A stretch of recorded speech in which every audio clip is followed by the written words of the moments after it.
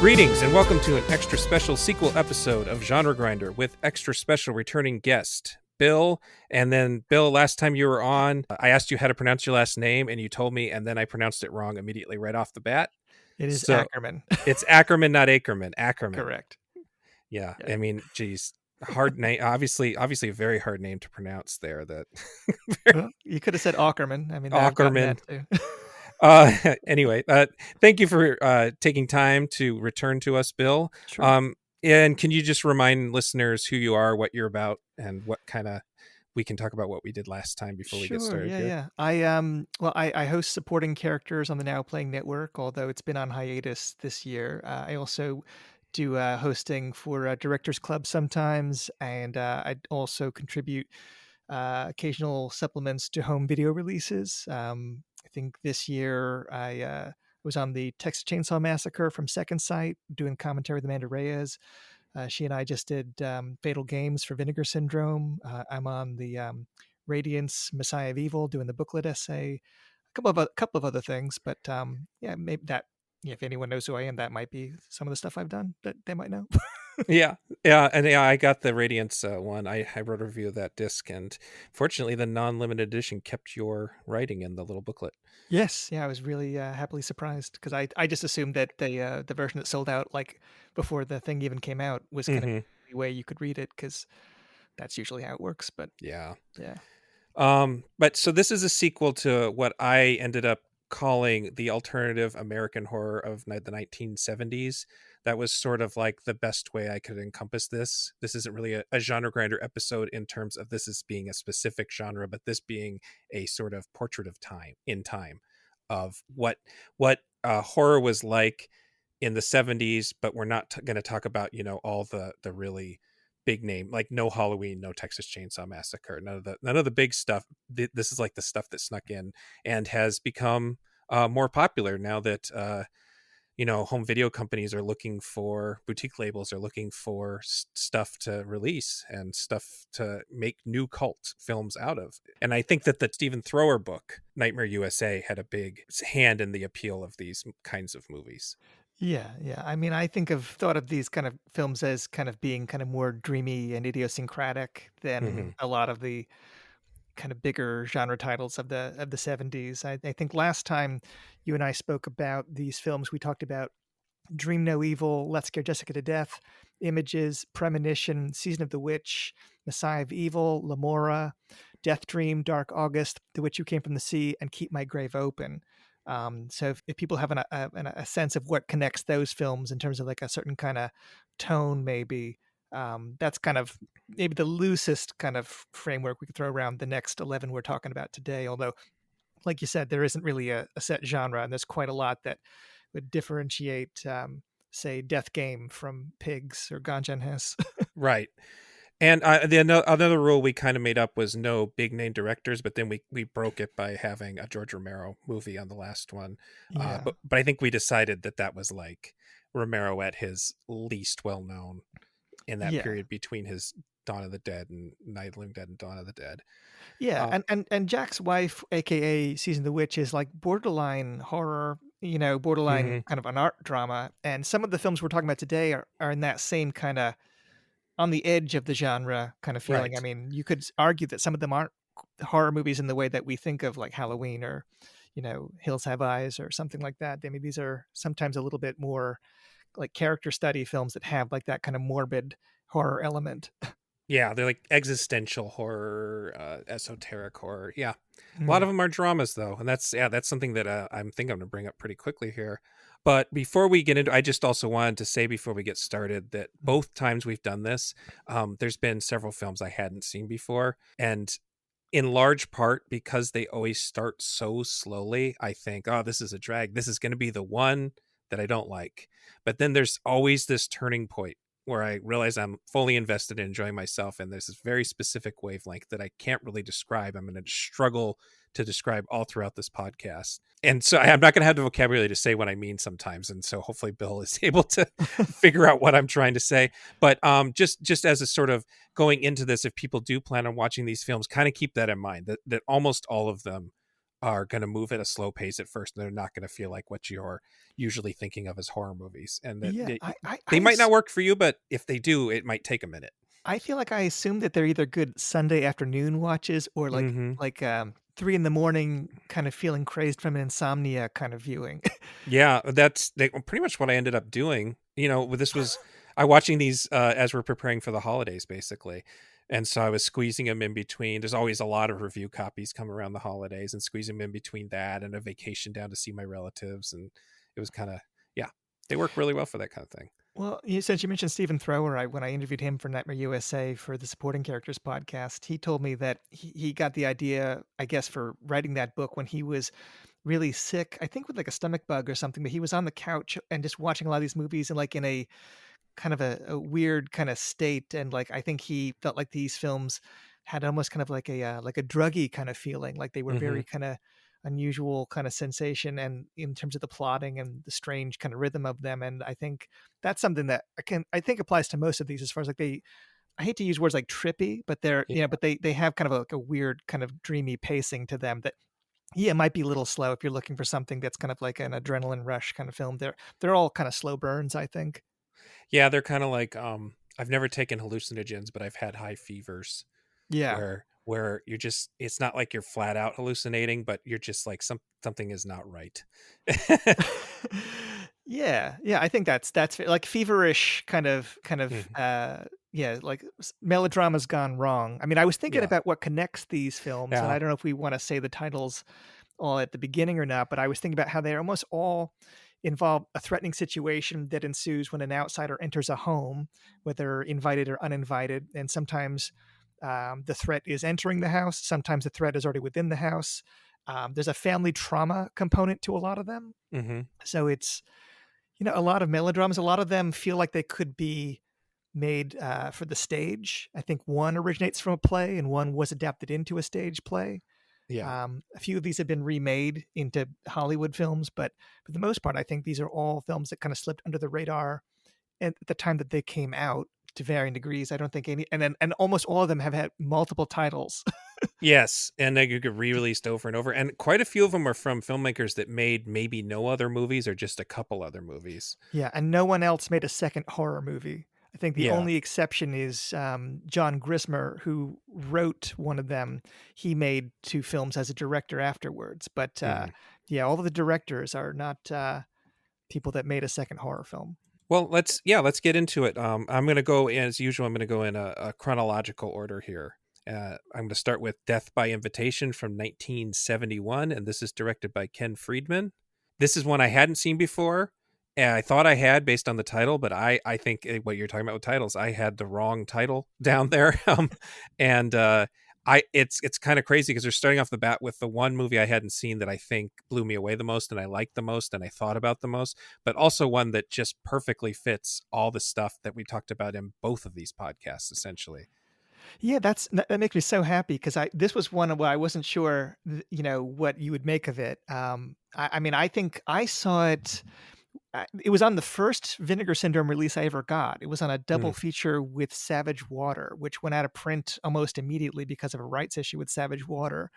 But I think I saw it just kind of on a whim because it was the double feature with the slasher movie that I bought, and then mm, I was just blown away by it. Also, I think it was just. Yeah, it's the earliest film that we're talking about. It was filmed in I think mid-May of 1971 as The Witch Story, and I guess it reminded me of George Romero's films in some way. yes. Maybe a little bit of Jack's Wife, but also a little bit of Martin too. Has a great central performance by Shelby Leverington, and I think that she's maybe the secret weapon of the film because she's so good in it that I think she lends kind of a real weight to what could be kind of a campy film if not cast with the right lead performance. Yeah, I mean, she has to like basically look into the camera and just give a long monologue at one point, and it might be the best scene in the whole movie. Yeah. I'm gonna quickly say I'm gonna base every synopsis I read here. I'm just using the letterbox synopsis, so really quick. Mhm. Um, a young woman who learns that one of her ancestors has been burned at the stake as a witch decides to exact revenge on the descendants of the people who had killed her. And what that doesn't really describe is that they don't say it explicitly, but it kind of feels like she doesn't just learn it, like she's told it in like her dreams, like her DNA tells her. She's basically witnessing. The movie begins with this relative being killed, and it's a really, a lot of the movie's really like slow and still, but this beginning is really it reminded me of those really early Brian De Palma movies where it's just like him and his art school friends, and he's just like cramming the camera in with what's basically performance art. It reminded me of that, but then mixed with this really stagey way that like the makeup, a lot of the people just have grease paint and no other stuff. They're dressed kind of like pilgrims, but they just have white faces, and Yeah. it's sort of eerie, but then it has this sort of like cheap B movie aesthetic to it, and I just love the sort of juxtaposition of like this is sort of art house but also sort of junky in a good way. What's funny, we're talking about 11 films today, and I couldn't help noticing that we have 5 East Coast, 5 West Coast, and then 1 in the middle that feels like a complete outlier. Mm, And, this is an East Coast one. This is Staten Island, and I feel like it's Andy Milligan country. So I mm. wonder, I mean, in some ways, it could be like a less hyper, less insane kind of, cousin to the Andy Milligan films from this period. An Andy Uh, Milligan movie made by somebody who doesn't like, isn't a total, doesn't hate humanity. yes. Yeah, Andy Milligan movie made by someone that's gonna work in Hollywood with, Jonathan Kaplan a couple of years later. Uh-huh. Uh-huh.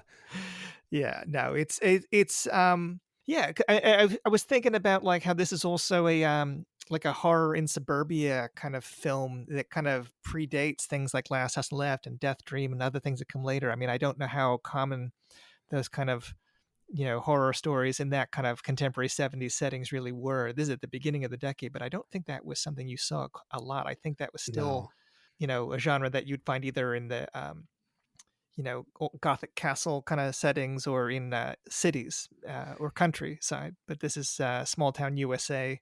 Yeah, no, I think I just thought it was interesting because it's also kind of tying in that kind of like equating the hippie counterculture with the occult in a way that I thought was not something I think had really been done a whole lot at that point. So this one has a way of connecting the what, quote unquote feminist horror that we talked about a lot with Let's Scare Jessica to Death, where it's, images and Let's Scare Jessica to Death, and I guess goes back to Repulsion, where a woman is sort of neurotic woman horror is what I was calling it when I was writing things down. But it takes that sort of thing where there's this outsider woman in a weird situation, but it instead of being the neurotic victim, she is the aggressor, and so that sort of turns into almost like a really weird version of a home invasion story, because she just sort of enters in these people's lives and slowly murders them. Yeah, well, it's kind of like was it like Teorema, the Pasolini, like any of those kind of films where like a stranger's invited into the home and kind of breaks the family unit apart. Yeah. I mean, I guess since you mentioned Jessica, it's kind of like the Mary Claire Costello character from Let's Get Jessica to Death, who's the Right. hippie woman invited in. That's the Um, exact note I have here, is that this is like if you retold Let's Scare Jessica to Death from the point of view of the vampire, the supposed vampire. Yeah, no, that's exactly right, and I think, yeah, I mean, it has some fun kills and some really quirky comedy to it too, as far as Hmm. like the satire of the workplace and The workplace part, it has shades of The Graduate, and there's like a scene that I'm pretty sure is supposed to be a direct reference to The Graduate, where the father-in-law is telling his, well, no, he's not a, I don't think they're married yet. He was his would-be son-in-law, but he's talking about real estate instead of plastics. yeah, yeah, no, he's almost kind of like he's almost on the verge of being a broad caricature compared to her performance, as far as like being Right. just kind of like the blowhard, kind of bigoted father, um, that he stands in for the witch hunter of old. I mean, Yeah. the judgment, and that's such an interesting kind of take because I mean, this is coming after Witchfinder General and things that kind of Mark of the Devil, but it's kind of transposing it to like almost kind of a suburban satire. Yeah, I suppose I hadn't thought about that. This is only what, 2 or 3 years after Witchfinder General, uh, Yeah. Yeah, and that would have been, yeah, pretty recent. like a year after Blood on Satan's Claw. I think that had come. I think that was a 19. 1970, yep. Yeah, so I didn't even think about those. So this is like an American approach to that very UK, that like the new wave of UK horror. This is like a reaction to that almost. I don't know if it was on purpose, but Yeah, no, I mean, I don't know. I don't think Ken Friedman does a whole lot of press about this one. right. Even the even the few interviews I have found on him, I mean, because he went into really kind of better known as a screenwriter. He did White Line Fever. He did for Walter Hill. He did Johnny Handsome. He made a film that I've always wanted to see that I never have, called Made in the USA, that I only heard about because Sonic Youth did the music in the 80s. Hmm. So he went on to like a proper career, but he did not return to horror. And this one, I don't think really saw much of a release. It was distributed alongside Carnival of Blood and The Curse of the Headless Horseman through Paragon Films. Uh-huh. So like that really rough early 70s kind of horror, not rough like explicit, but like low budget, kind of slow paced, not a lot of fan bases for those films now, I don't think. Like I think that Yeah. they're kind of a little bit sleepy, but this one I think has also got the slow pace, but I think has like real powerful scenes. I think this Yeah. is like a real sleeper that I think got kind of sandwiched alongside some kind of more forgettable films. Well, and I think it does an interesting thing with the whole feminist horror thing where the feminist allegory part, or not even allegory, but the feminist character is not a victim, as I said, and the fact that she's still sort of the protagonist of the story, even though she's killing people. That there are very few parts where, I mean, I guess we don't hate the family, but there are very few parts where we are meant to root against her. Is the way I felt watching it. Yeah, I Um, mean, when she kills certain characters that are more innocent, so I mean, it's kind of, I mean, I'm sure some audiences read her as like pure evil, but I agree with you that I kind of root for her also. Well, and this is a question I had for you. There's the movie The Love Witch. I've never seen it, but Hmm. based on the trailers for Love Witch, it felt like a little like, I know that was a response to, I believe, Jess Franco kind of movies, kind of homaged of those. But if with did you ever see that? Did that have anything in common with this, or am I A wrong? little bit, yeah. No, it probably has more in common with it than Jess Franco movies. And Okay, I was told it. Annabille's a little cagey on influences because she always, says that it's referencing things that people never mention in the reviews, like soap operas, but Oh yeah. melodramas. But she, yeah, it is similar. I mean, I guess the pushiness of the, like, there's a man that is engaged to the daughter of the head of the household, and he's, whether he's smitten by witchcraft or just an asshole, like he's immediately kind of Yeah. drawn to her in a way that's like a little bit too aggressive. And I think Hmm. the film isn't trying to completely shut that down. I mean, it is a little kind of it's a little bit unclear if it's got some reactionary kind of values mixed in with its kind of feminism. So I mean, I think it kind of plays it both ways in a way that's a little bit schizophrenic if I read it that way, but I don't mind that because I think that it I have a note here saying that was the one sequence that her being essentially sexually assaulted, yeah. um, was the one sequence that I felt like it didn't work for me because I had this image of what this movie was trying to say, and I don't necessarily think that was Friedman trying to be subversive.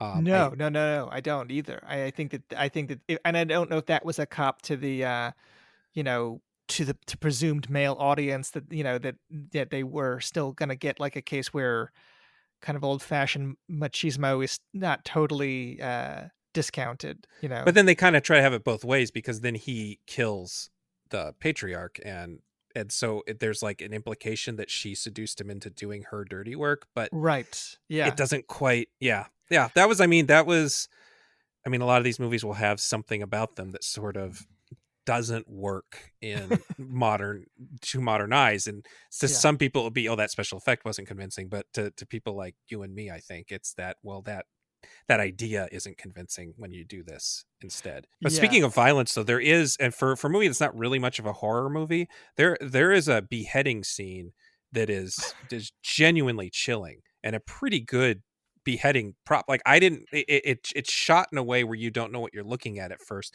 until the head moves in a way that's wrong. Yeah, I think, and I feel like the death that immediately follows that though could be the one that is closest to like Kathy's curse level camp, Hmm. as far Yeah, as, that's and I yeah. don't want to spoil any plot points if people haven't Yeah, seen it. But I mean, a couple of these movies I'm being willing to spoil on, but I think this one is this. There's a couple on here that I think I really want people to see. So yeah, I think we shouldn't spoil too much. yeah. But yeah, there is one like scene that actually got to me, and I really don't watch horror movies to be frightened anymore these days. So I was impressed by that. Yeah, well, no, I'm so glad that you like this one because I think that this one has kind of flown under the radar, even with the Vinegar Syndrome release. I feel like I never hear people talk about it, and it was just a nice surprise when I did catch it on DVD. I don't think it's had a Blu-ray release, and I don't even know that it's streaming either on Gray Market or otherwise right now. No, So I had to unfortunately I had to download a copy of that Blu-ray is what I ended up finding. That was the yeah, best I could do. It yeah, wasn't on like sometimes YouTube. A couple of these are on YouTube, and I'll mention which ones when we get there. But this one was not available on YouTube. yeah. The only other things I had is I spent most of the movie trying to figure out where I knew Shelby Liverington from, Mm-hmm. and I was looking at her IMDb. I'm like, oh, I've just seen her on TV shows because she does like one episode of a million TV shows. But I finally figured out she's in The Long Riders, the Walter Hill movie, Oh, okay. and I've seen that movie a million times. But it's so funny because that's one of the Walter Hill movies that Kaplan had nothing to do with apparently. Like he did a bunch of Walter Hill movies, but not the one that she's in. I thought that was really funny. And then the other weird, like personal thing that came up is that Kaplan directed Heart Like a Wheel, which Yeah. was when I was growing as a Shirley Muldowney biopic. She Hmm. was a woman drag racer. That was one of my dad's favorite movies growing up. So I had seen it a couple times, and I actually have I used to have nightmares about the scene where she catches on fire. But it's also the basis of one of L7's best songs, and there are clips from the movie and the song. So that was really exciting to learn, and that was how I'd learned that it was Bonnie Bedelia in that movie, and I completely forgot. But yeah, so Yeah, uh, no, I think when this was shooting, I think Denver John Collins, who's one of the actors in it, he's the brother of singer Judy Collins, and then Brian Hamill's also in the cast, and he's the brother of the writer Pete Hamill. So they were like promoting these kind of like celebrity sibling tie-ins in the press. It was the only way to drum up any interest, but it barely got a release that I could find. I know it premiered in St. Louis, which is where Shelby Leverington was originally from. I think she was a stage actress there before migrating to mhm. the cities. But I think all these films got a regional rollout of some kind or another. I mean, this is before, horror movies really opened, coast to coast anyway. But Yeah, and um, I suppose the East Coast didn't have as many drive-ins. That's the way growing up in the Southwest, you always hear about the drive-ins being the yeah, way that people saw a lot of them. But I don't know about this one. I don't have his name in front of me, but it was it Kit Pictures? I mean, it was it was an adult film distributor primarily. I'm not surprised. It does have it doesn't like cross any lines, but it's pretty Kurt Films. I'm sorry. Kurt films. Yeah. It's relatively graphic in the sexual department for 1971. You know, well, actually, that's a good segue into the next movie. And if you don't have anything else to say Oh about yeah, no, this, no, I don't. so so the next movie is Love Me Deadly from 1972, and this is directed by Jacques Lacerte or Yeah. Lacerte, but I'm guessing Lacerte. And this is literally his only IMDb credit. He doesn't have any you go on IMDb and there'll be a director and you're like, oh, he only directed one movie, but he was like script consultant or key grip or something on some other movie. This is just bare bones. This is all that Jacques did. Well, what's funny is I did some digging into Jacques Lacerte, and he's actually Jack Lacerte, a Oh, not he wanted to law sound teacher fancy. that he used to teach like he was a drama coach. Okay. Um, I forget which school, but he taught out west. Like he was a drama teacher, and then he Okay. left to concentrate on directing Love Me Deadly. And I don't know. He died in 1988, so I don't know what he did in the year. He was around for another decade after the film, but I don't know if he went back to teaching or not. But yeah, he didn't pursue a film career before or after Love Me Deadly. That's funny. He was actually Jack. The plot for this one is a young socialite struggling to control her necrophilic urges is torn between her affections for a kind businessman and the mortician who supplies her with bodies. That's not really a very good description of the plot. It's really that there's a cult of other necrophiles that's sort of trying to bring her in. The mortician's kind of bringing her into the whole thing. Yeah, and this one is our first West Coast entry, and it Yeah. feels like almost like a TV soap opera aesthetic for like something that is dealing with necrophilia and like occults kind of you know murderous cults. I think this one was one that I saw through. Was it Code Red had a DVD of this, and then I actually got to see it on the Yeah. big screen a couple of years ago in Philly. But it's one that just always kind of stuck with me because of its kind of strange melancholy story, and like it has this kind of like almost kind of like like this TV movie-ish kind of pretty music, and but it has this very graphic street hustler murder in the opening act that feels like from another tone entirely as far Yeah. as like it, the I don't know what to really spoil, but I mean, there's somebody that like you think it's like a gay cruising kind of scenario, but Right. then it turns wrong. It's actually a really interesting scene. I was going to talk about that later, but since you brought it up, I think it's a really interesting scene in that it doesn't feel judgmental of either character. And later we learn that it's going to be a murder, and that the guy picking up is the mortician, and he wants to kill this guy.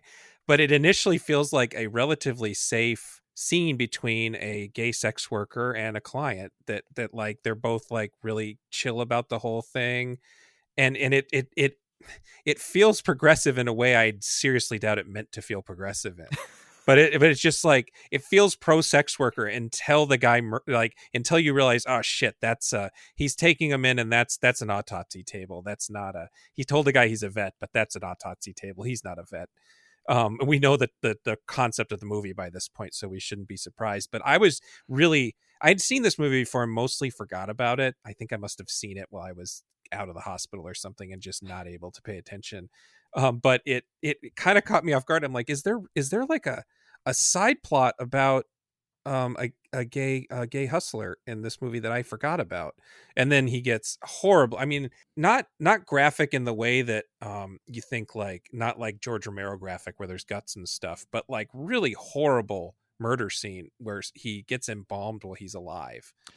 Yeah, I think the scene I always think of is the one of the murders in Tourist Trap from David Schmoller, where like Hmm. someone is dying, like, and they know that they're dying on a table, Yeah. and it's kind of prolonged and kind of hard to forget.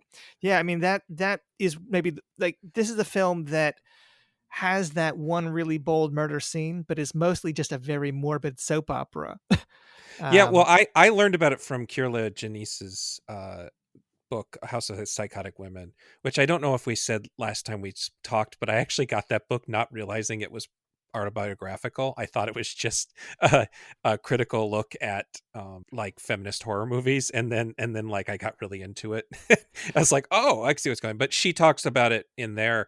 And the thing I'm stealing from her here is that she refers to it as ultimately a romantic melodrama dressed up like a body exploitation movie, and yeah, that's absolutely the appeal. And that's like, as soon as I read that, I'm like, yeah, that's and well, you said it too, but that's what's going on here. yeah. I mean, I think the only exploitation film it really reminds me of is Toys Are Not for Children, which I'm sure Kayla also writes about. And I also have, and I had just seen that because it came out on, well, not just, but a little while ago. I saw that on Arrow Video, and that, so again, in my notes, the movie I was going to bring up was Stanley Brasloff's Toys Are Not for Children. Well, I mean, there's a little bit of The Witch Who Came from the Sea, which we covered in the last one, and then Patrick and I actually covered again just recently when we talked about our 101 scariest movie moments. Mm. I picked the sort of drugged out murder scene from that movie. Yeah, Toys Are Not for Children has no necrophilia or graphic violence, but it's so embroiled in incest and the concept of pedophilia that I found it way more disturbing than this movie.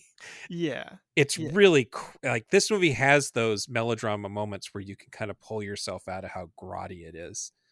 Whereas yeah. that one just feels like it never lets up, and it ends up feeling like more disturbing than most horror movies are. Well, it's funny because I remember I interviewed Bill Lustig once, and Hmm. he and I talked about the difference between East Coast and West Coast adult films, and what he was saying was that like there was like a certain kind of a like maybe like a kind of a Catholic guilt thing or like a grimy thing to the East Coast films. Like there was like a darkness to them, whereas the West Coast films were like sunshine and good-looking people and like kind of almost like a TV-ish kind of aesthetic. Hmm. And he preferred, I think, the East Coast feel. But I think about like that description of genre filmmaking and applying it to this, because this does feel like very kind of standard compositions. Like there's almost no. I think compared to almost everything else we're talking about, like there's very little stylistic idiosyncrasy other than maybe some of that Hmm. slow motion, like the flashback kind of stuff is kind of some arty touches, but for the most part, it's covered like a TV movie, which makes the necrophilia and incest themes that much more kind of surprising because they feel almost more kind of like subversive in that context to me than if it was done in kind of a way that was like knowingly edgy. Yeah, yeah, you can't compare this to like Necromantic. I mean, they No. couldn't get away with Necromantic in 1972, but I feel like this does. I mean, there's plenty of full frontal nudity and there's a lot of blood and stuff, and I feel like it when it does go for it, it goes for it about as far as you could with a movie that I'm guessing was planning on having a wide release of some kind, not like super wide, but you know. I don't think they wanted to get banned in any states or anything, so they don't push it that far. But because it feels like this made for TV romantic drama for so much of it, it really does sort of make it even more shocking when this kind of stuff does happen. I, Yeah, I no, made a note to myself wondering if it was maybe partially meant as a parody. It doesn't feel like it's designed as a parody, but it seems sort of knowingly funny at times, about the things it's doing. I don't know. I mean, I get the impression from listening to the producer talk about it that it was meant to be a shocking Hmm. film, like a shocking horror film. I But guess I yeah. guess the part that throws me off is it has this it's this what it is it's to me I read it as a movie she's not necessarily a necrophile, and the movie is really non-judgmental about kinks and stuff. It really pushes that the murder is the bad part, and that she is not a bad person because she wants to kiss dead bodies, and that she might not even be a necrophile but just someone who has got an absolutely debilitating electra complex, is trying to connect with her dead father. Again, you spend the whole movie after, especially after seeing Toys Are Not for Children, you spend the whole movie waiting for the final proof that her father was an incest rapist or something, and it never comes.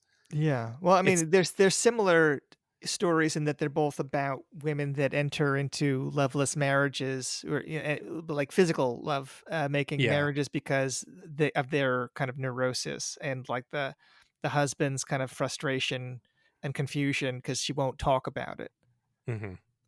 But Yeah, and yeah. I mean, and the husband isn't even a bad guy in this. He tries. He tries throughout the movie to sort of like more than you would expect from a low budget 70s movie about such a thing. There's like one scene where he storms off cuz she won't have sex with him, but he's not even that mean about it. It's kind of that part also catches me a little off guard. Yeah, well, I mean, his like the scene where it's revealed what's happening with her is such a strange scene too. I I think that there's also the other thing that ties it to Toys Are Not for Children is that she is infantilized when she kind of gets into her bad headspace.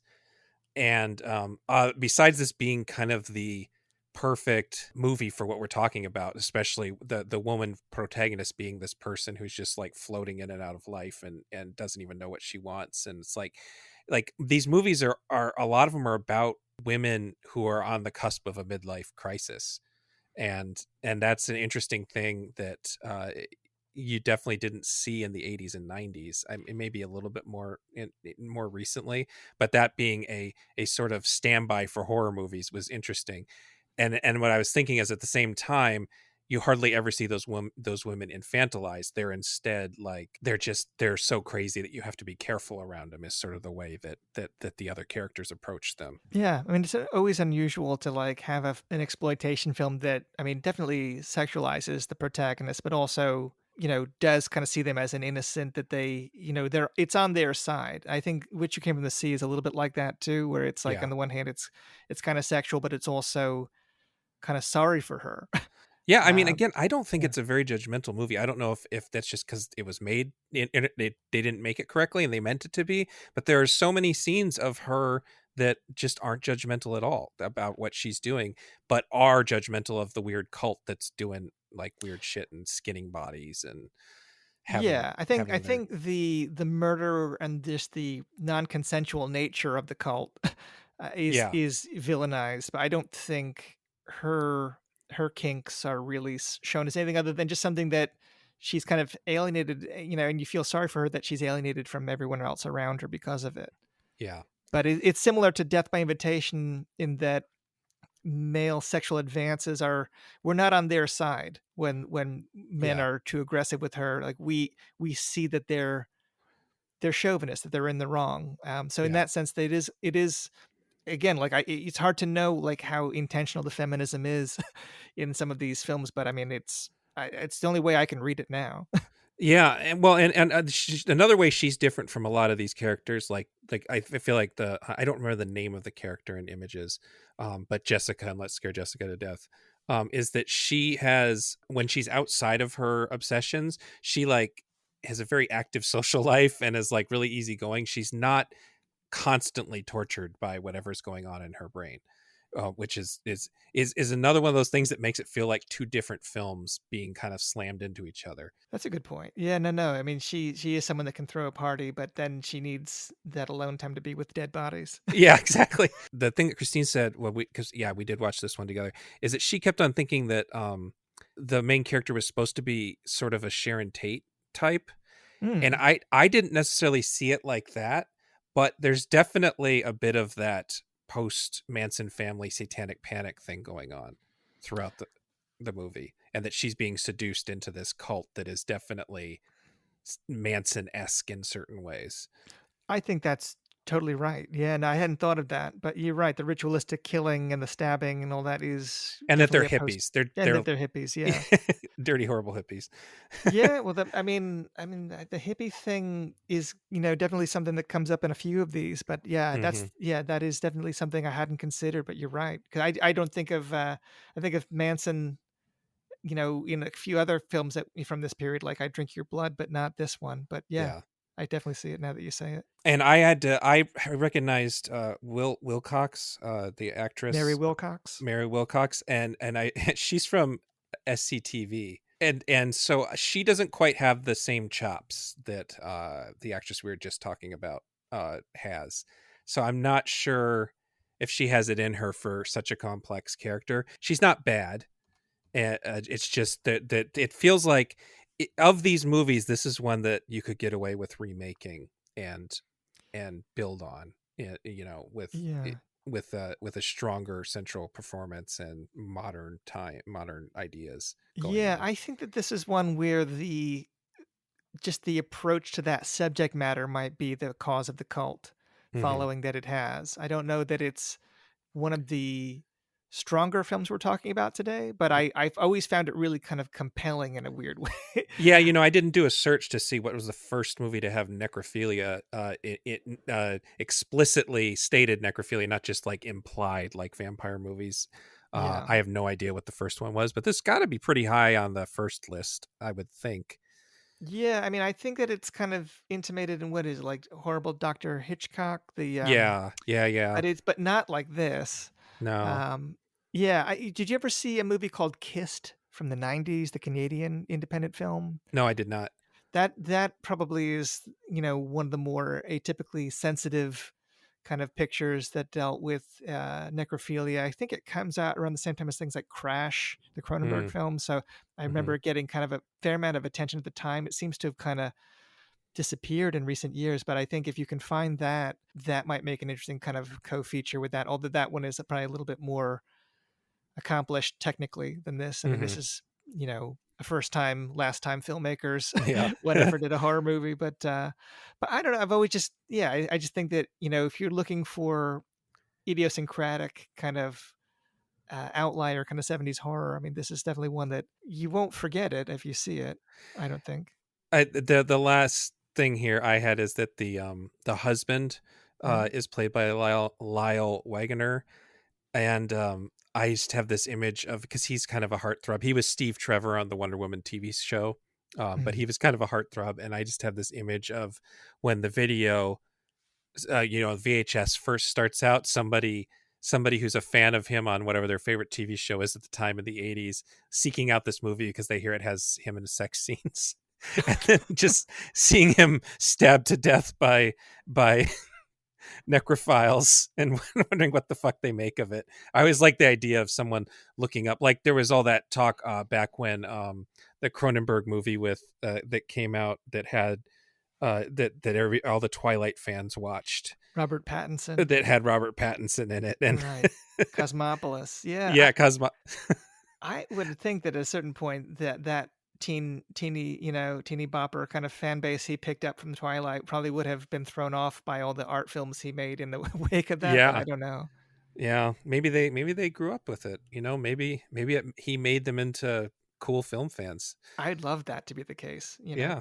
I don't know. Cosmopolis is not an easy film, so I mean that would be No, pretty impressive. honestly, I'll be 100% honest. I don't know if I even like it, to tell you the truth. It's not my it's hard. It's a hard watch. And then the only other thing is I had the evil mortician is Mm. played by Timothy Scott, who is just absolutely fantastic character type actor, and he's in The Gang and Butch Cassidy and the Sundance Kid. So Patrick and his partner and I are planning on watching that as our midnight countdown movie, and Christine are planning on watching that as our midnight countdown movie for New Year's. So I'm gonna look real hard to find the evil murderous mortician in the background of Butch Cassidy and the Sundance Kid. Nice. I had no idea he was in that. Yeah, I know I mean that he's this got a look. I'm not gonna be able to miss him now that I know what he looks like. Yeah. Well, this one, this is the first one that we're talking about that has an AKA, and Oh it's yeah, yeah. Secrets of the Death Room was how this also got released, which is kind of an odd title. Yeah, I mean it's like that title Love Me Deadly tells you one kind of. Oh, the other thing I forgot is this movie has like a James Bond theme as its title song. Like it absolutely sounds like a James Bond theme. I'm going to have to find it, and I usually put a song at the end of every episode.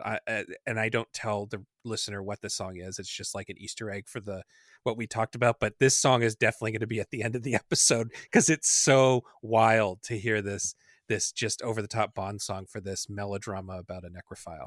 Well, that's something that I also noticed looking at the list is that a lot of these have theme songs. Yeah, that was a thing. Well, I remember when we watched rewatching Season of the Witch, I was shocked that they were able to use the Donovan song Season of the Witch. I was like, how could that not be out of their price range? But I guess it just wasn't as expensive to Yeah, but to that was a pre-existing hit. Donovan pre-existing. didn't write that for George Yeah. Romero, whereas a lot of these have original theme songs. Yeah, I mean a big production. Paul Moody. Phil Moody is the name of the composer. Okay. And he didn't do much else. He did Three Nuts in Search of a Bolt is the only other credit he's got on here, Yeah, which well, is once you have that 3 nuts from a bolt money, yeah, I you mean don't need to work again there's after that. almost 10 years between the two of them too, 64 to 72. It's crazy. But yeah, that's what I got on this one. Like we mentioned, it's hard to find. Maybe it will get a release, a bigger release soon. That is out on Blu-ray. Oh yeah, that one's out on Blu-ray. I fucked it up. It was the last one that was hard to find. This one's on Blu-ray. This one's easy to find. What company is it? Is this also Vinegar Syndrome? That's Scorpion. Scorpion. So it might be out through Kino Lorber For if they Kino. Yeah, I yeah. I think. But yeah, you can this one has a Blu-ray release. It looks great. I mean, Yeah. Yeah, yeah. that's what I ended up watching now that I think about it. Yeah. Yeah, it does look good. So then the next movie is the first one I had never heard of that you gave to me. My Brother Has Bad Dreams from 1972.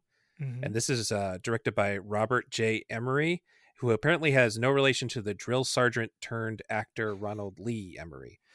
But I was No. hopeful. I was hopeful.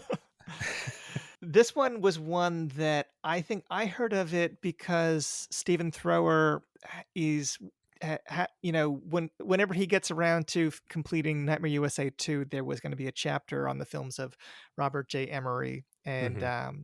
I know that he is also a fan of My Brother Has Bad Dreams. Confusingly, there's another film with the same title as its other Other, AKA, yep. Scream Bloody Murder.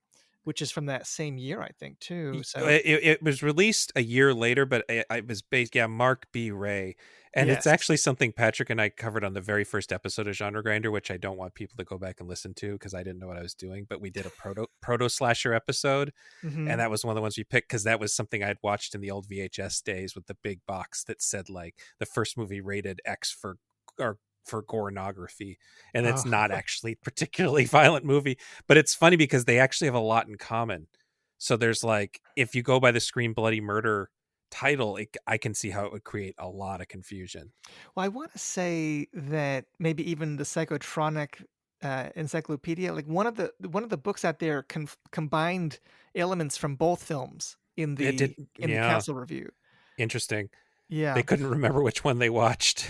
Yeah, I guess not. I mean, this one, I know this is the one that you're the most mixed on, but I mean, I've always found this one kind of hard to forget. I mean, I Yeah. agree it has some problems, but I think It is well, technically superior to the other Scream Bloody Murder. I'll say that much. That yeah. movie's very trashy.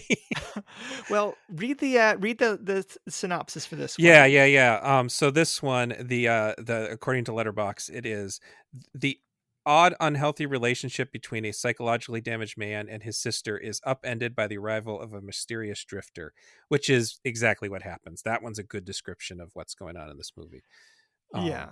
To the point where if that sounds like a familiar story to you, that's because this is kind of a familiar, like it feels like a version of something you've heard before. I can't, the closest I could come is say that they're, this and the other Scream Bloody Murder are clearly inspired by Psycho, but they aren't structurally any, they don't have anything in common with Psycho. That's just the idea that their main characters are kind of men with dead parents with mommy and daddy issues, you know, Yeah.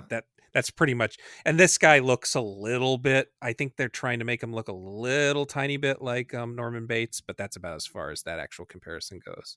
Yeah, yeah. And you could also probably compare it not only to Psycho, but to maybe a little bit of Whatever Happened to Baby Jane, a little bit of Mm, Willard.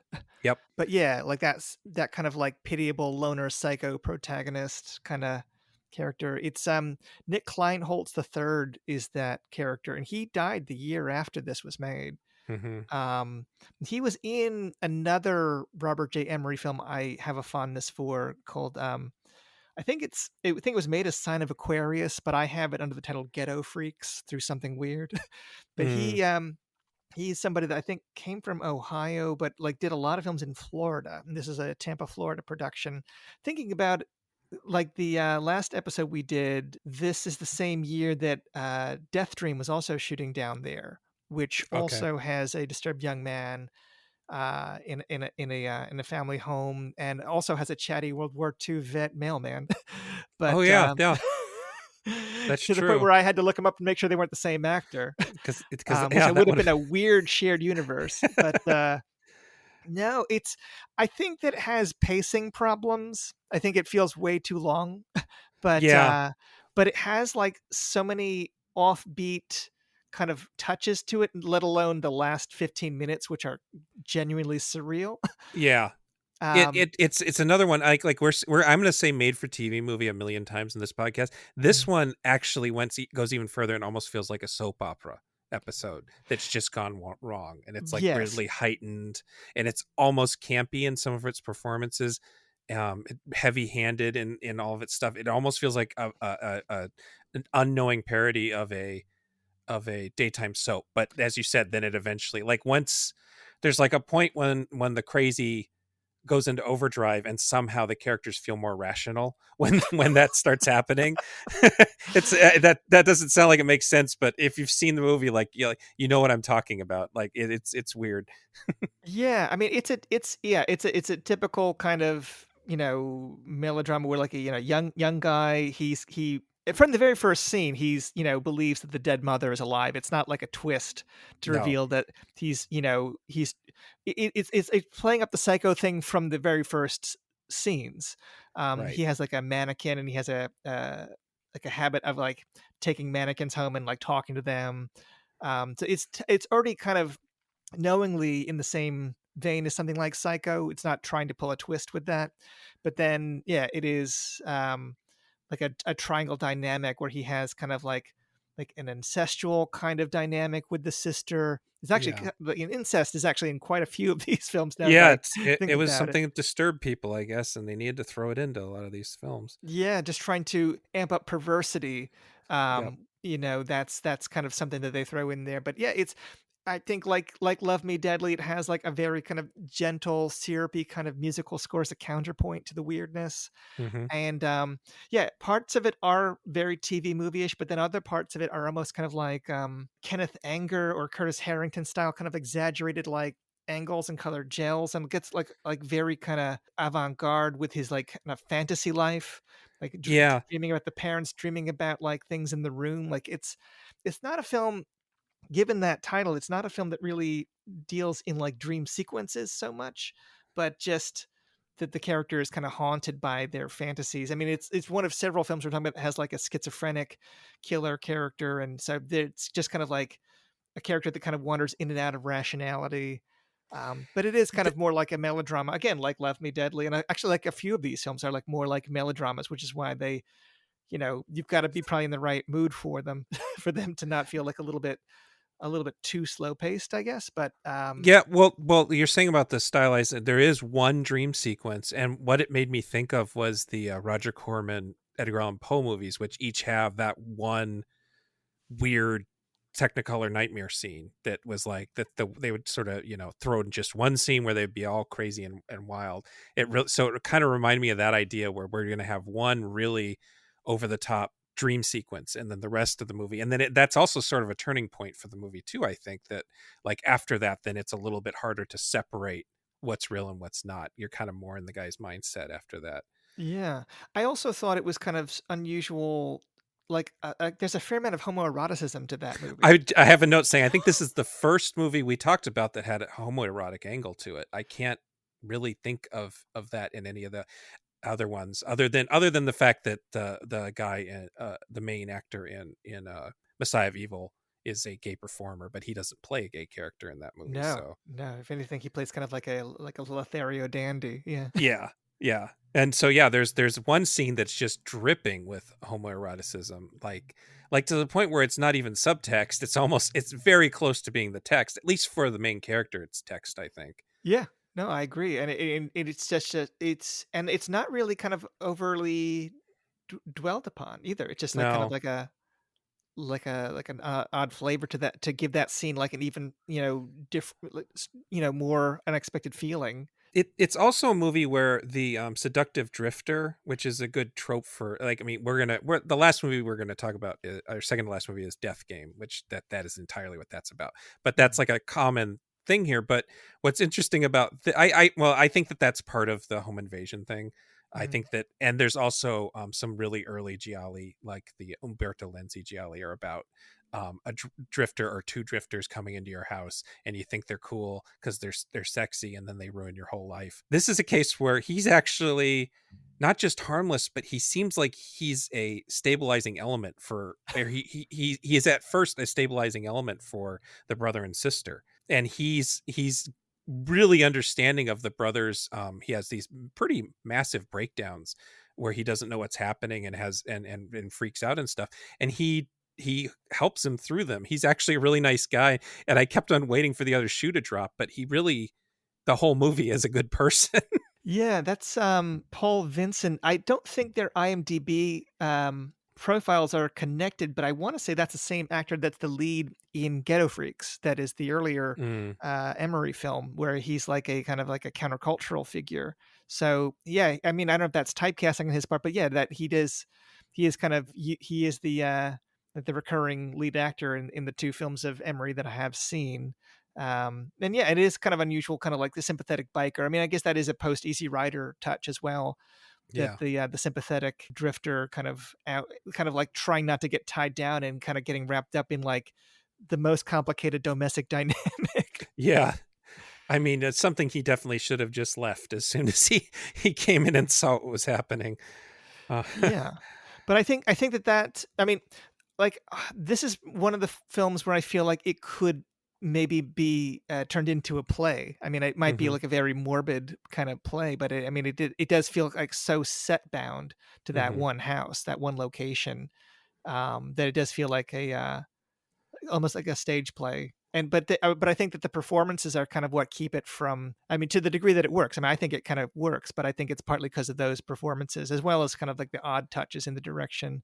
Although the stage would not capture the weirdness of the ending, which Right, which I think I feel safe because it's so out there that I actually feel safe spoiling the ending in this case okay. as long as you are. But Well, yeah, it's a non sequitur type ending, yeah, and but not in a not like in a twist reveal of some kind of no, it's not like a twist plot element. It's just the entire thing becomes like kind of like a hallucination. yeah, that I should say around character's name. I wrote it down. Carl. Carl Yeah. has this almost epiphany around the hour mark, and like, sort of gets out of his fugue state, and he schemes and he turns on everyone, and there's some really uncomfortable scenes where he's like suddenly aware enough to speak about his problems, and it's like, oh my god, it's a situation where you've been talking shit about someone and you suddenly realize they understood what you were saying the whole time. But then he kills them, and he steals the motorcycle, and he's leaving, and the scene, like, you think this is the end of the movie, and and suddenly a cop inexplicably pulls him over, which I don't know if maybe the motorcycle was listed as stolen, but I can't imagine there's any reason the cop has to pull him Well, no, over. no, he's pulling him over because he's driving around with a mannequin on his motorcycle. He just thinks it's crazy, and I don't know if there's a law against that, but I Well, guess, it's yeah, Florida, they're you might judgmental want there. to you might want to check it out. But it leads to this really over the top, like, I thought that was gonna be the end of the movie. Like, oh, he got caught, the end. But no, it leads to this really over the top car crash or car chase where the cop crashes his car and it explodes. Yes. And then Carl just goes on his way. Again, oh, that must be the end of the movie. Um, but then he jumps into water to either commit suicide or just swim away from the life, No, again. he cuts his wrists first. Oh, does So he see? it's a Oh, deliberate act of suicide. He jumps into the water, and then the blood in the water brings in sharks. out of just sharks attack him, but it's all like stills. Yes. uh, and yeah, I didn't see him cut. There's a problem with watching a VHS rip of this on YouTube, is that I didn't catch that he cut his wrist. It's not a very good Well, it's a very transfer. elliptically rendered kind of wrist Yeah. cutting. It's not like they have a shot of razors. It's just like it's just implied through the action if you rewatch it. I want to say it might still be on there. I mean, this film comes and goes from YouTube. I actually had to buy a DVD-R through ioffer.com, the late lamented ioffer.com, because I was Yeah. trying to find it and it was not on those usual gray market channels, but there was a VHS rip that I bought as a DVD-R. But I remember that ending was always on YouTube, isolated Yeah. from the rest of the film because people just found that ending so batshit. It's just, and there's nothing else in the movie to say that that's how this movie's gonna end. There's just there's no way. It's like, yeah, it's not just crazy, but it's like crazy in a way that this movie hasn't prepared you for crazy. Yeah. Well, but even like the notion of a car chase with a cop chasing him it's all like they're driving about like 30 miles an hour at most. Like it's not like an action scene in any No. conventional sense. It's just like this kind of doomy matter of fact kind of procession. Uh I remember I did find some newspaper articles about this film from like Florida, like local coverage, and I remember they had like the overturned cop car, like making it look like an action an action movie. Boy, oof, But that disappointed some folks. yes, yeah, I don't know. I mean, I don't even know like to what extent it really played outside of like that region. Hmm. And I think it initially came out as Scream Bloody Murder, but I've always kind of loved the title. My Brother Has Bad Dreams, and it's kind of more memorable. Hmm. I don't think this has ever had a DVD release, let alone a Blu-ray release, and I'm not even sure who owns it at this point. Yeah. I know Robert J. Emery is an author now, and like you can find his webpage. I've almost written him a few times. I don't know if he wants to talk about these films. Right. Um, but I mean, well, he did talk to Stephen Thrower, I guess, at one point, so maybe he's open to it. But he made a lot of films. A lot of them are considered lost films. I mean, this one and Ghetto Freaks are not hard to find. I think there's one other one. Is it Ride in a Pink Car? There's one other one that you can find, but there's a few. There's one with Claudia Jennings that's lost. I mean, there's a few things he made that like, but he just felt like the like a young kind of wunderkind kind of, independent filmmaker in the early 70s. And this is just one of his many films from that period. But I think, It's funny if you look at his letterbox thing. If you click on his name, yeah, it's a whole bunch of those AFI the directors episodes. that's right. He directed a whole those, yeah, So directors. he must, if assuming he did the interviews, he talked to Cronenberg, Scorsese, Craven, Corman. Yeah. That's interesting. I forgot about that. I should reach out to him. I interviewed somebody that auditioned for Ghetto Freaks. Hmm. And because that was Michael J. Weldon, who later created Psychotronic. He was part of a cattle call audition for Ghetto Freaks.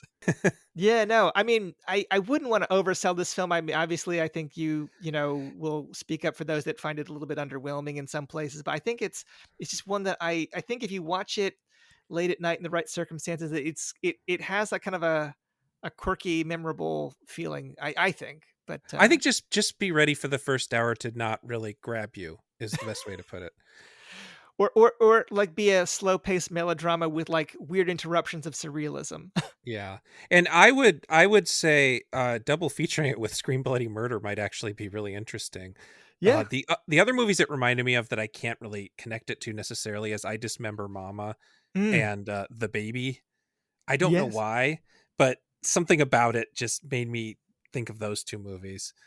Yeah, well, the years between Psycho and Halloween, where they're trying to find a way to tap into that psycho killer format. I mean, a few of Hmm. the things we're talking about today are going to be within that tradition of like, how do we tap into this apparent like mania for like real life serial killer type, threats in Yeah. cinema? Do we make them the focus? Do we make the victims the focus? And it wasn't until they really kind of like brought in kind of an almost supernatural monster component by making the killer masked and almost otherworldly that it really kind of took on a whole new direction in the slasher era. But like this whole time of the unmasked killer and the babbling psychopath, kind of cliche. I mean, that's something that you get in a few of these. And this one, I mean, I do find that performance kind of oddly memorable. I mean, he does seem, Hmm. and he's like the director of Love Me Deadly, really a school teacher. He was not like someone that came from the film world. It's also interesting as someone who watches a lot of Gialli that the Europeans were also trying to get into that psycho mindset, and they took a if you look at the American and European, mostly Italian movies from this, they're completely different takes on the same basic idea. And then at a certain point, slashers hit, and then everybody kind of agrees on what they're doing. Yeah, well, that Gialli thing is like, I mean, that Agatha Christie whodunit component, I Hmm. think, is something that, yeah, The, is the the is the the real American movies bridge didn't really, between Psycho and yeah, Halloween. and the American movies didn't really care about that for quite a while. They No, weren't really that's you don't find a interested lot in. of whodunits in horror, other than like Um, twist endings, like the William Castle kind of stuff. But even that is like a different kind of thing. yeah, yeah. So let's move on Mm. to another even sillier movie here with George Barry's Deathbed from 1973. We were gonna talk about this one on the first podcast, but I lost my voice completely. It turned out I had a thyroid problem, and I had to have it removed not too long after that. Um, but I thought I was just sick at the time. But yeah, I don't know if anybody listened to that podcast. And again, I get really froggy towards the end. But that was how we were going to end. I think one of the other one. I guess, but that doesn't make sense because we weren't going. I don't know. We ended up cutting Deathbed for some reason. Yes. I think it's just because it's so weird that it almost doesn't even fit with the already weird shit we're talking about. Yeah, Deathbed was one that yeah, it's the outlier in that it's a Detroit, Michigan film, Hmm. filmed in the Garwood Mansion. Yeah, and it was it started in 72, finished 5 years later. Yeah, I think that this one is and this is the one that was turned into a play. Oh, actually, I didn't catch it, but I was in Wilmington, North Carolina when the Gwennifer Roller did a play version of it in 2014 that I've not known. I don't know anyone that saw that, so I have That no idea how recorded well it it or translates to anything. the stage. It seems like a hard film to to uh, to Yeah. adapt for the stage, but it is primarily rooted in that one location. Yeah. What's the synopsis for this one on Well, Letterboxd? I'm actually looking forward to this. At the edge of a grand estate near a crumbling old mansion lies a strange stone building with just a single room. In that room lies a bed. Born of the demonic power, the bed seeks flesh, blood, and life essence from unwary travelers. Three pretty girls arrive on vacation, searching for a place to spend the night. Instead, they tumble into nightmares and the cruel, insatiable hunger of the bed. And that's like only half the story. I think that a lot of people know about this movie. They, either they were trading tapes in the bootleg VHS era and they saw it there, or they read about it in Nightmare USA. But most likely they heard about it because Patton Oswalt had a very extended joke about the absurdity of the title. I don't know if you've ever heard that bit. I have heard it. He gets the title slightly wrong, but it's Yeah, he close calls enough. it deathbed, the bed that eats people. Is what it's the deathbed, the bed that eats. He added the people on the end. Yeah. He correctly noted that it had just been released on DVD at the time. But he claims the basis of that movie is an evil dead that eats people, and then he kind of makes up a backstory for the bed that doesn't quite fit with what happens in it. But most of the joke is describing the ridiculous situation that led a movie producer to think that Barry's movie was a good idea. I'm sure he's seen it. Patton Oswalt seems like a guy who watches B movie. He has a joke about Tombs of the Blind Dead. I mean, he's got to be the kind of guy who would watch it, and I think that he would like it because it's just so audacious and fucking weird. This one is has the methodology of an art film, but then again, it's one that feels like it's either an intended parody because it is supposed to be funny at Yes. times, but I don't know if it's a parody of art films or just a parody of weird shit just happening kind of parody, I like a it's spoof. yeah, I don't think it's quite like a spoof, but it is intentionally funny. I Yeah. mean, but then parts of it are also kind of like oddly poetic in a way that I think is intentional. So it does Hmm. have that strange balance of like deliberate artiness and deliberate kind of like, countercultural humor, like Yeah. it does feel kind of like, yeah, like that weird blend of tones is kind of what makes it so unique. I mean, it isn't like Attack of the Killer Tomatoes kind of territory. Right. Like it's not just declaring like because it's like there's a character who narrates a lot of it, like trapped behind, was it behind a mirror? Um, It's behind an illustration. It's a artist who got eaten by the bed, and the bed, they don't know why the bed has trapped his ghost within the painting basically, and that's right, so it's a he's just painting. and But so but they keep calling it a painting, but it's clearly an ink drawing, and I don't know why that bothered me, but it did bother me that it was clearly an ink drawing. But he's the narrator for the he does a lot of heavy lifting as far as story goes. right, well, that's a thing because I mean, it opens kind of like Jaws, Hmm. where it's like you have the two lovers, go off and then they're killed by the unexpected kind of monstrous threat, but it has a lot of exposition through the voiceover of this character from who lives behind the painting. Yeah. And I think that component is what really kind of threw me when I first saw it, because I think I was expecting it to be, oh, it's, people go in the room in the bed, and like how weird is that going to be? Like, oh, it's a monster bed. It doesn't seem like that outlandish, but it's like the almost seriousness of like the all of this kind of backstory and exposition that Hmm. that makes it like that much weirder. And even just the way that victims are killed by the thing, because it's like they slip into, it almost feels like a vat of acid, like House on Haunted Hmm. Hill, or like quicksand. Like the way that they're absorbed and digested by the bed. I mean, I guess you could be referencing things like the Blob as well, but Yeah, it's the bed doesn't like have a big maw. It just has digestive fluids, basically. So, yeah, like they yeah, just sink within it and then are absorbed in it, and then it's but it like it's the kind of acid that like if you dip your hands into it and pull them back, you have skeleton hands. right, Like right. it's like a surreal kind of nightmare logic kind of threat to it. But yeah, I think I mean you have, what is it, like eat Pepto Bismol at one point after eating the priest or something? Like I mean Yeah, it's, it gets a stomach ache. yeah, so it's that, and it also has like a fair amount of nudity and exploitation elements too. Like Hmm. it's probably more of a full-on exploitation film than a few of the films we're talking about as Hmm. far as the sex and violence. But Yeah, and it's also, I guess kind of you could say it's maybe casually episodic as far as like there's not really A to B to C plot. Like it's, I mean, characters do arrive at or deal with the threat, but it's not like you stick with one main character throughout the journey. I mean, like, I defy anybody to remember any character's name in this movie. Like, Right. even in the flashbacks, they never have names. The ghost is always describing them as just the people that they are. I don't think he ever gives any of them names. And it's like yeah, like you said, the first scene feels a bit like a Saturday Night Live skit. Like, haha, it's eating all their food, but then just that's all it gives you as far as that goes. It doesn't really go back to that level of haha after that. The backstory is really complex. I tried to write it down. The legend is a tree demon becomes a breeze and it falls in love with a human. It creates the bed to seduce her, and then accidentally endows the bed with both his and her essences, which brings it to life. But then the bed is also in control of this weird little room it's in, and it can do all sorts of other stuff. It can give people, and the way it kills people really is by giving them nightmares while they're asleep and then eat them. So it's like a way of torturing its food.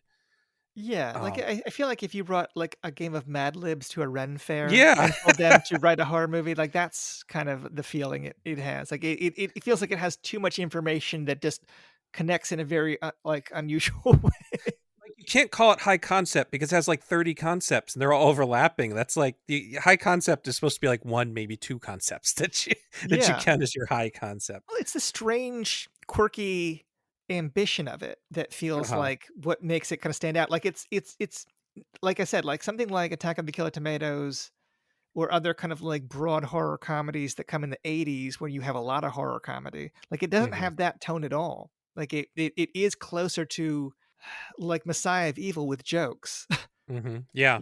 Yeah, like it does have that kind of like an arty sensibility to it. I mean, I don't know too much about Barry's influences as far as what cinema he was drawing upon. Like I've heard the commentary, but I don't recall that particular detail. But like yeah, it feels like completely dreamt up from one fevered imagination. Like it Yeah. doesn't feel like I don't know. I mean, It might be part of like what you said. It took so long to come out. Maybe it was one of those movies that was only shot on weekends. So like they maybe were making up shit as they were going along and editing on the fly, and that's why it's so disjointed. yeah, Like I think it so. it, it sort of seems like a story a little kid would tell, where it's and then this happened, and then this, and then you were there, and then you had a sword, and it just kind of goes on and on. The the thing that the note I made to myself this time, because I'd watched this before when it came out on Blu-ray and I reviewed it and I really enjoyed it. This is the first time I'd watched it in many years. And I keep describing again as made for TV melodramas that become horror films. There's something about Deathbed that feels like a made for TV children's special, or at times it feels like an extended Sesame Street sketch. You know those like Sesame Street bits that were made by completely different studios. There was all those shows did that. Pinwheel did that.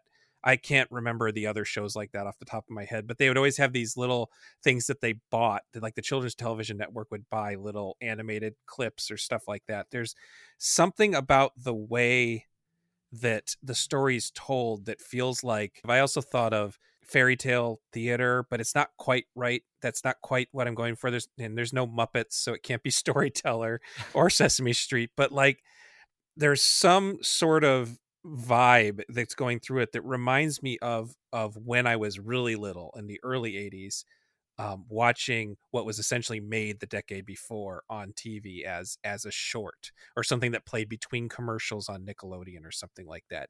It reminds me of all that stuff. Yeah, yeah, I could see that. I mean, it's not scary in a horror movie No, way, but I mean there are a couple scenes that the part where where the woman has her legs go into it and get dissolved, and then she tries to crawl away, and then she gets sort of dragged back by a supernatural force. That has a sort of Nightmare on Elm Street scariness to it. Like it didn't scare me, but like I can see yeah, that no, that's something you'd see in a it horror movie. it has, yeah, it has a few suspenseful moments like that. I mean, I do think of that scene with the girl trying to escape for sure. But those are not like it's it's rare to have those moments of tension. Like it's almost more played for comedy or strangeness.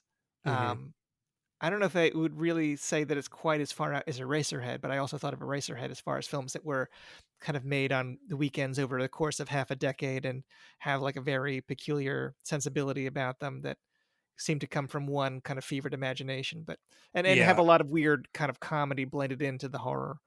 yeah. Um, Eraserhead has a more specific vision, but yeah, I can see that too. yeah, I mean, the part that you described where the guy gets his hands dissolved and he just doesn't seem that concerned about it is what that's probably my favorite thing in the whole movie is that this he has his hands dissolve and he just feels like, huh, weird.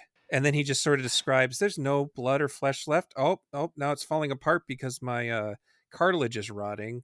I think you're just gonna have to rip my hands off for me. It's such a weirdly comedic sequence. yeah, yeah. It produces a lot of great stills. You know, that's Yeah. Yeah, yeah. All throughout the Nightmare in USA has him staring at his skeleton hands. yeah, There's yeah. No, also a woman who gets her head sawed off, but, that with her necklace. You don't really see it, but it reminded me and like, is it possible that Dario Argento saw Deathbed before he made Deep Red? And then I realized no, because it didn't even come out in America really until 77, which would have been 2 years after Deep Red. yeah, So he's no. off the hook for that one. If anything, if they could have seen Deep Red. Yeah, it's true. It's true. No, it's. I mean, this one of all the films we're talking about is the one that has like a. I think is this the only supernatural film? I think that it is, other than Um, Ganja Hess. I think yeah, I that mean this is. vampires, but most of it you can explain away the weird shit with this person is hallucinating because they're mentally ill. Yeah, this is the only one that is a proper monster movie. Yeah, I mean, because I was thinking about like, are all of these films horror films? And I consider them all horror films, but I mean, some bend that definition to the breaking point, and this one is a proper monster movie. yeah.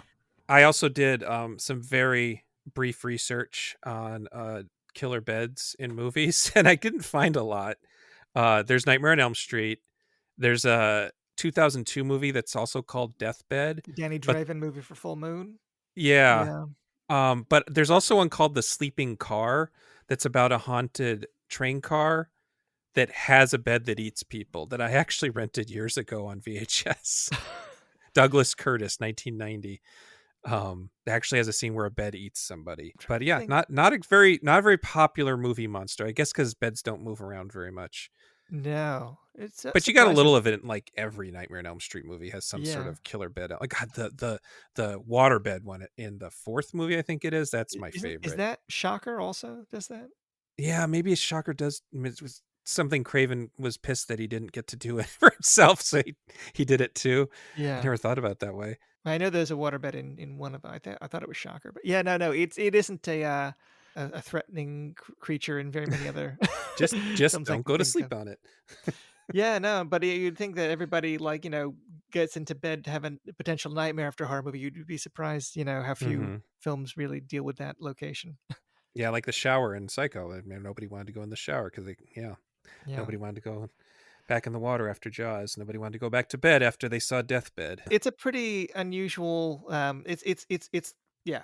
I think we probably said Leave all it that at we that. need to say about this one. I mean, what do you say about Deathbed? No, it's that was when I was watching it. I'm like, yeah, this is weird. So then we'll move from the weirdest movie to the densest movie here. In Ganja and Hess from 1973. I don't know when this was actually released because it was released. It got some sort of it was like at Cannes or something in Mhm. '73. So I think that's its official release date. Yeah. Yeah, it had some stray New York screenings that I found newspaper listings for, but yeah, I mean, it did get reviewed by critics, but they Hmm. didn't get it at all.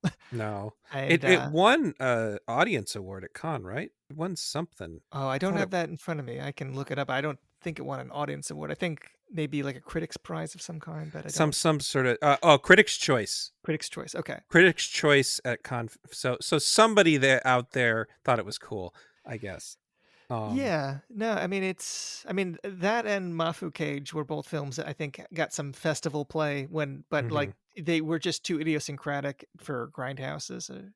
I think Yeah, what's the, how do they describe this one on Letterboxd? They said, after being stabbed with an ancient germ-infested knife, a doctor finds himself with an insatiable desire for blood. That's pretty much what the opening crawl tells us. That that that's about as much. I mean, that we sort of go into the movie with that information right off the bat. Yeah, now this one was Bill Gunn. He had made Stop, which didn't get released, but he made that for Warner Brothers, I think. And then Mhm, he had written a few films that had been released, the Angel Levine and The Landlord, the Hal Ashby movie. mhm, So he had some kind of track record in film before this, but this was a situation where Blackula had made a lot of money for it was AIP, and so I mhm. think that they were interested in having another black vampire movie. And so I think even though Gunn was really not interested in making a genre film, he saw that as an opportunity to use the money for a black Yeah. vampire movie to make something really kind of dwelling on themes of addiction and religion, and really kind of make something quite personal and idiosyncratic. It's maybe the most acclaimed film of all the films that we're talking about, Well, although it I was. was I was gonna say it might be the most important movie I've ever covered on Genre Grinder. I mean, I've covered some popular ones, but not that many that were like important to world cinema, not just the genre I'm talking about. Oh yeah. Well, I mean, this is one I suggested the last time we did this, and Hmm. I don't know if there was another series that you wanted to slot this one in, so we didn't cover it then. But I mean, when I think about. I did do a friend my friend Justin and I did one on Afrofuturism, and we added some horror films, but then we ended up covering one called The Bloodites that was made much later in Africa. Oh, So okay. yeah, we didn't end up covering this. I think that was my reasoning, is that this was almost an Afrofuturism, and actually, um, I would connect it a little bit to not to compare the handful of '70s black genre movies I've seen, but part of genre Ganja and Hess's vibe. It feels like it takes place between Leonard Cohen's Space is the Place, which is a sort of surrealistic, metaphor heavy musical film, Mhm. and Lizzie Borden's Born in Flames, which is a mockumentary with really big ideas in it, which were two things I watched for that podcast. Mm. That might just be my limited bias that's connecting them in my brain, but I think that the closest I can get to a hot take on Ganja and Hess is that I think that at times it does a lot of interesting mockumentary type stuff that I had forgotten it did, and I don't know if it had much of a influence on mockumentary and found footage horror outside of that, but it's sort of interesting that it got to some of that stuff. Um, How do you mean? I mean, like the opening and the way it's sort of being the all the stuff in the church feels like it was taken from a documentary about revival churches and stuff, Mhm. and it's sort of the way that Gunn mixes that with these scenes, and especially the early scenes, basically before we meet Ganja.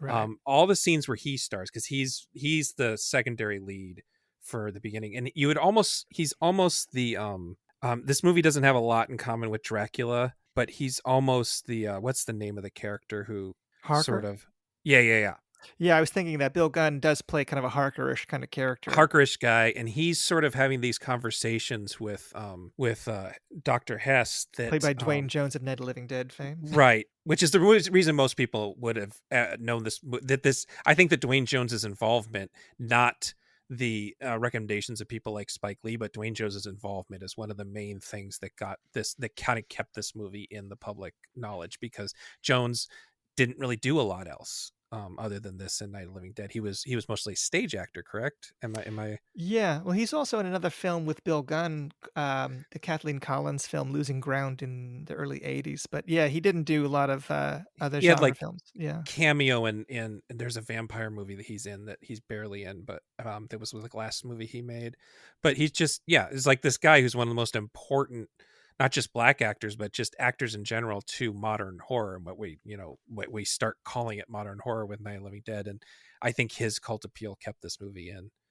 But anyway, the way that the scenes between him and Gunn, where Gunn is just sort of talking about life, Mhm. they feel like a documentary about Gunn's character to me. Like there's just something about the way they remind me of stuff like boy, I'm just losing titles today. What's the one about the Bouviers?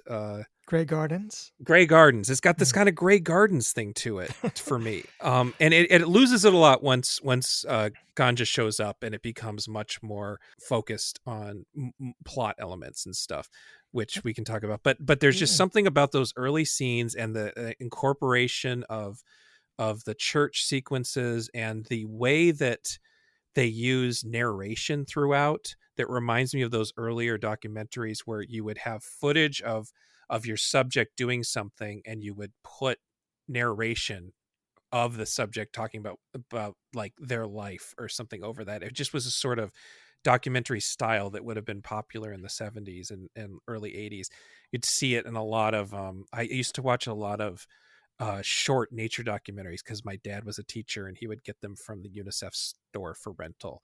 And it just reminded me a lot of that kind of stuff, these sort of slice of life, rural kind of documentaries that they would make. And so I don't, obviously you didn't see it that way. So that might have No. just been me reading it that way, but that was something that I really got the second time around. That's interesting. Yeah, no, I hadn't seen I mean, I can see what you're talking about. I never thought of it that way. I think the thing I always associate with it, and I don't know that this is my own kind of weirdness, I think of Cassavetes when I watch it. Yeah, Like, I mean, absolutely. Absolutely. Well, and to me, as someone who doesn't watch a lot of Cassavetes, because when I was younger, I had no patience for it, and I've sort of grown to appreciate it. mhm. Those movies have that sort of verite, cinema verite feel that makes them feel more real than real. Well, And so I think of them as pseudo documentary s too. yeah. Well, I think when we talked about Messiah of Evil last time, and Messiah of Hmm. Evil was a film where they had the production sound, but then the film kind of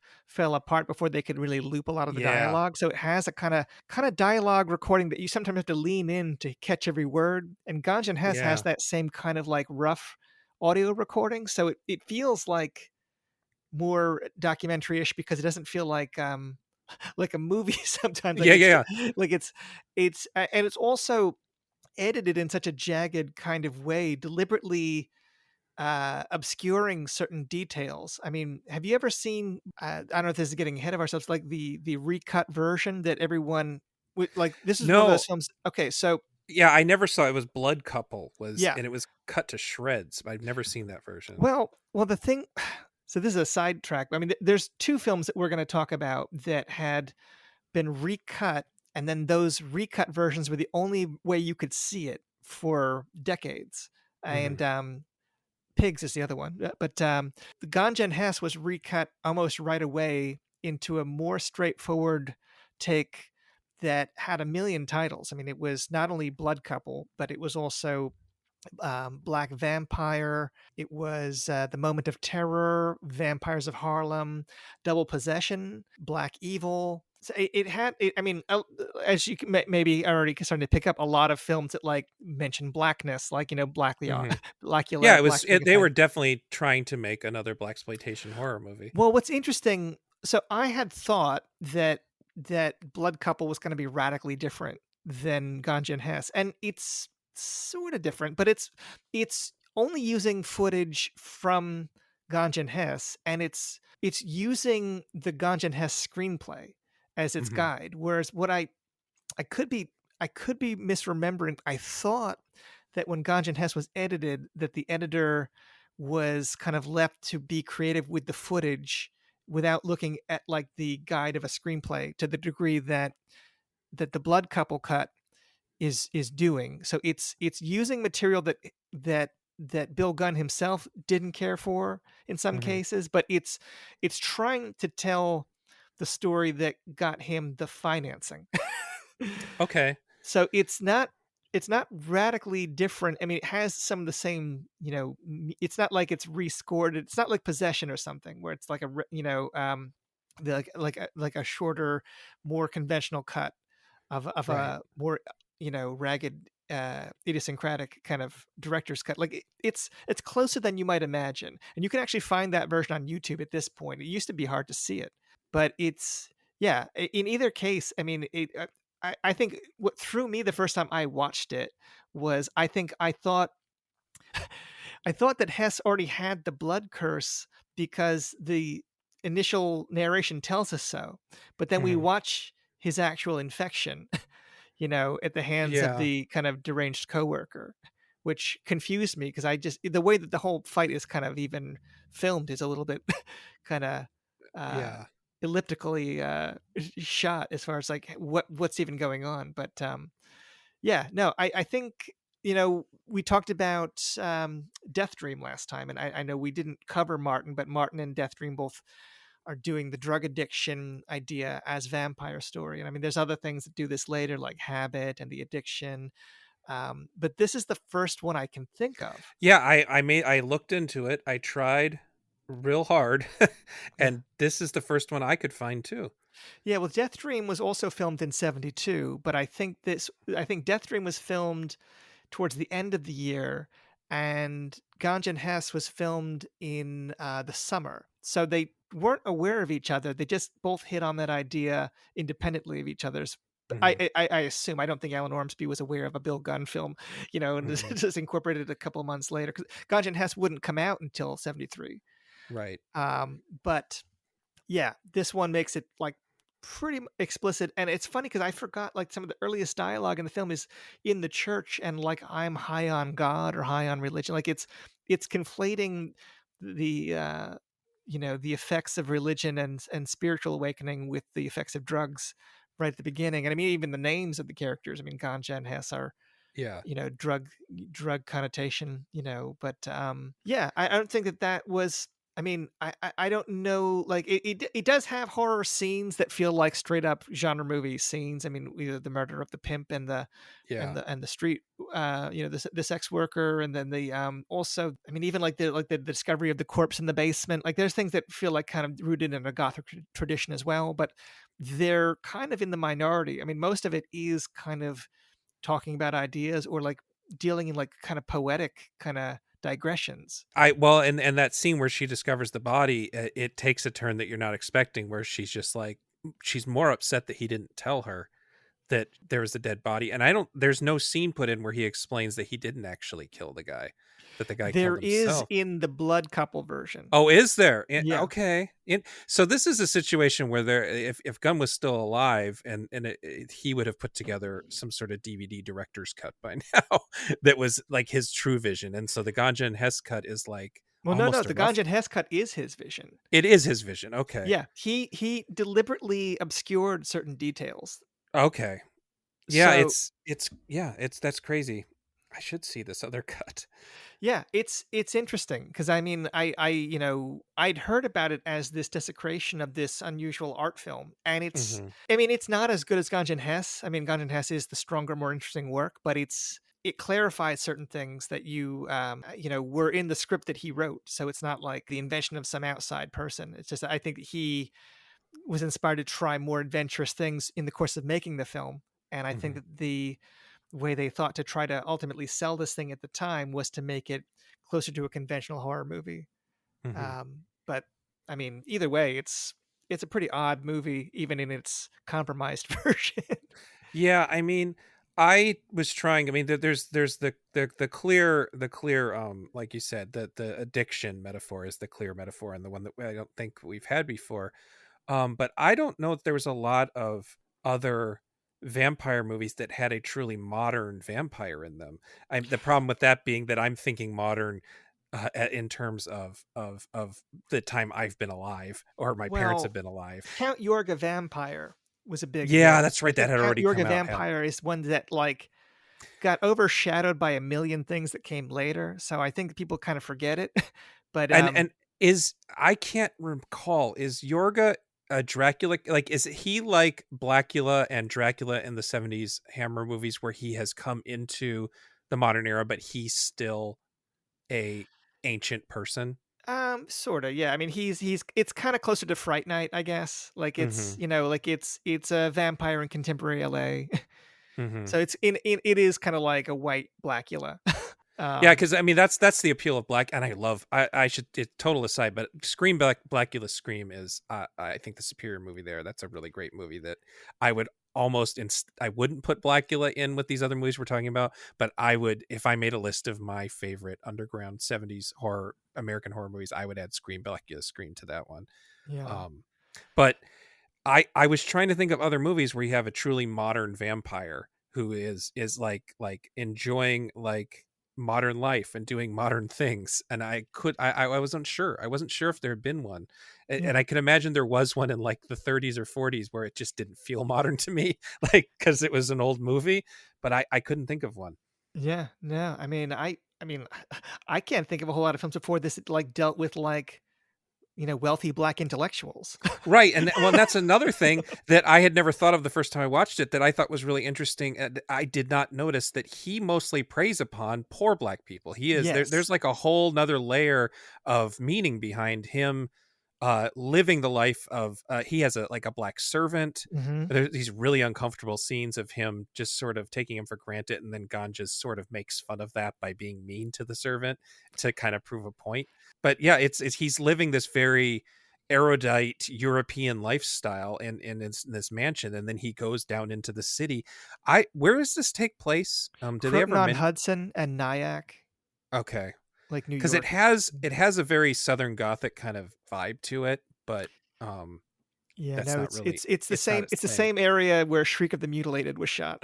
Okay, yeah, it doesn't feel like that. No, It feels more like it's taking place in the same universe as like Angel Heart, just several decades, that's a interesting. decade. Or Yeah, there's just something about it that feels Southern to me, and I yeah. think it's mostly the scenes where he goes down and preys upon either sex workers or yeah, he just preys upon poor black people, which I'm sure is a big had a lot of meaning behind it. Well, I'm trying to think, was the pregnant woman or not pregnant, but the mother that is outside the one building, I can't remember if she was black or white, but, like, yeah, I believe she's very light skinned oh, black. you might be right. I know that he doesn't, he makes a comment early in the film about, like, he's the only, black guy on his block, Yeah, and which is why if they find a he dead, can't deal with a yeah. black dead body because the questions that the police will start asking. But yeah, I mean, I think that they are trying to make a point about, like, he has like a Eurocentric kind of art on the walls, like he can speak French, like he's reading books about African cultures like that are in French, like he's got like a Yeah. fair amount of like European kind of influence that I think it's tapping into something to like unleash this kind of African curse upon this guy that is kind of separated from his people in a way Mhm. like but it's what it's saying about that I guess is kind of more ambiguous, but I mean Mhm. that's those are the things that it's playing with as far as like the imagery and the undertones beyond just the drug thing, which kind of brings him into contact with poor black people but only in a predatory way. Yeah, I mean, that was the thing that really stood out to me, other than the fact that I got the documentary mockumentary vibes from it. But Yeah, I mean, this one, I mean, I think about like the eerie music and like the yeah. kind of electronically treated kind of like tribal music and the kind of melancholy feel that I associate with something like Martin, which also Hmm. has like the vampire going to other parts of town to prey upon people and also deals with kind of like the realities of inner city life Hmm. in a way that feels like almost documentary-ish on top of the vampire that may or may not be supernatural because he doesn't do anything supernatural. No, He just has this kind of addiction to blood that he I mean, tries, and it to it, deal with ethically at first, but then, yeah, gets further and further into criminality. it seems like that Romero might have seen this and that it might have given him a little bit of thought It's to hard to know because it was very hard to see it. I mean, yeah. I think the Museum of Modern Art might have preserved a copy, but like I don't know that it would have made it to Pittsburgh. And by the You don't time think that like Dwayne Jones and him were still close and he found it? it's possible he would have seen it, and also Blood Couple and its many iterations. I mean, it might have reached him. I mean, he could have seen it. I mean, I don't know if Death Dream, because Savini, the Yeah. connection to Death Dream, Oh, that's true, would have Savini. Yeah, yeah. also been something that could have been on his mind as far as that drug metaphor. But I mean, that kind of melancholy character study approach to vampire movies, I mean, I think does connect them. Although the Romero film, by comparison, is more straightforwardly a genre movie. For all of Mhm. its idiosyncrasies, it's a little bit easier to peg as horror. Ganja It and ha Hess, I think when I heard of it, I mean, this was one of the earliest DVDs I remember existing. Was it All Day Entertainment, I think, was like put out one of the earliest DVDs that was like, the original cut of Ganja Hess. I don't know if it was Tim Lucas, somebody like, I remember reading that like a bunch of that video watchdog kind of crowd that made the transition from Laserdisc to DVD partly because of Ganja Hess. Like it was the way to see Interesting. this once lost kind of horror film that it was like more talked about than seen, because it was not Hmm. something you could discover on television or that played even like any kind of theaters. I mean, other than just like a museum context. And then it went out of print almost right away. I remember like, being so happy when it came back.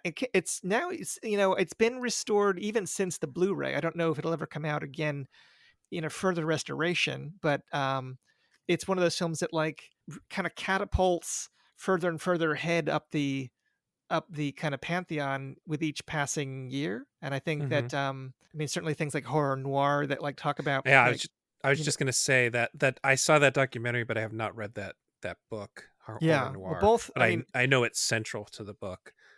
yeah, well, I mean, there's really not any other.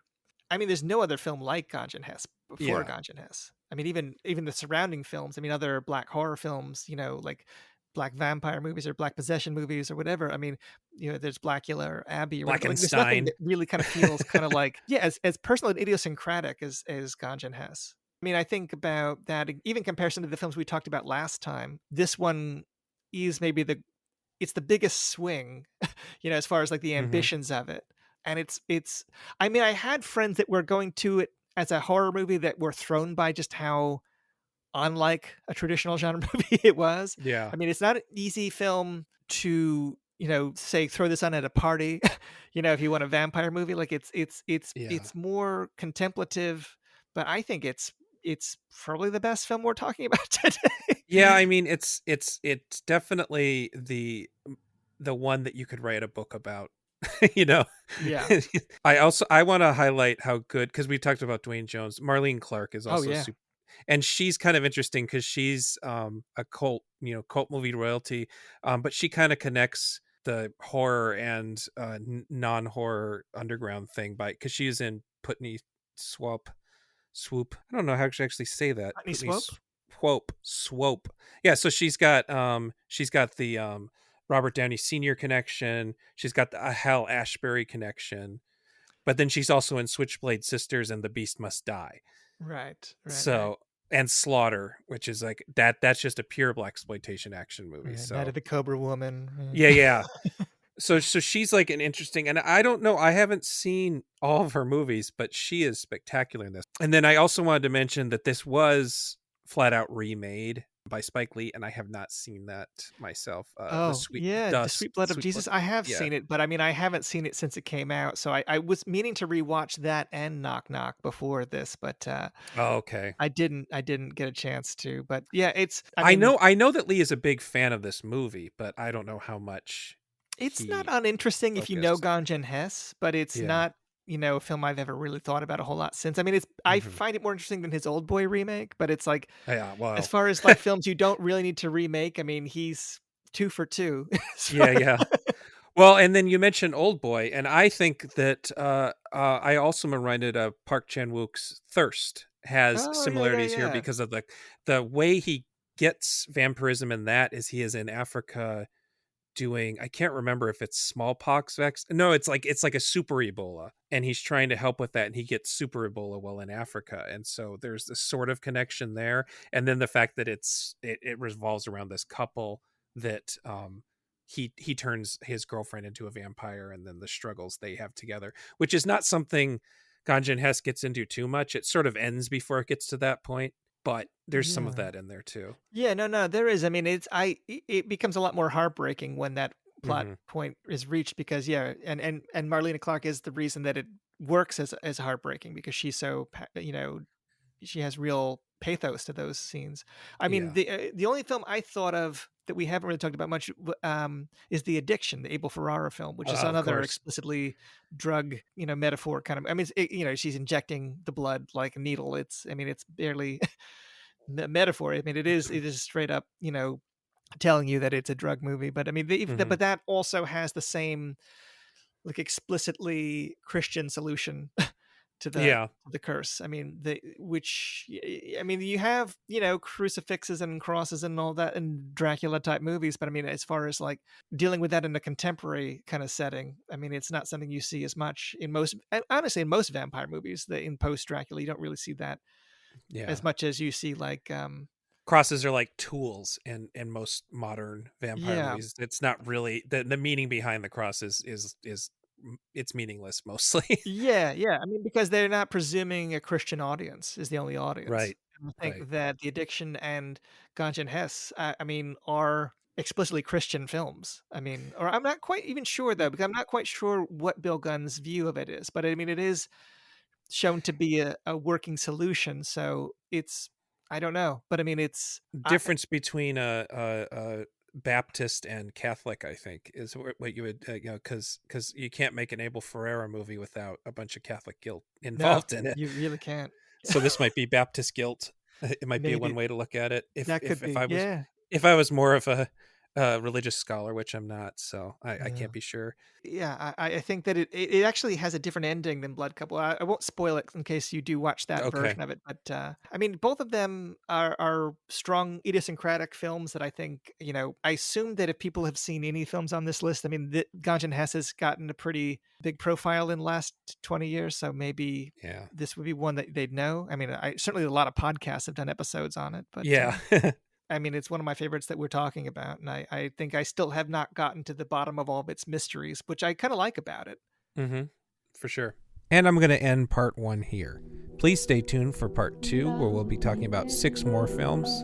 I should have that ready and edited early next month. Bill and I ended up talking for almost 4.5 hours, so there's a lot of editing still to be done. Though some of that time was spent with me eating a sandwich and us talking about ska music. Anyway, until then, you can find me on the Genre Grinder Facebook page, on @GenreGrinder on Twitter, @Gabe M as in Matthew Powers on Twitter, and Instagram, which is Genre Grinder Gabe. And thank you so much to my Patreon supporters, and we'll see you next month. You won't see love everlasting, ever bright and new for us to have and hold. Love that is gentle, love that's strong.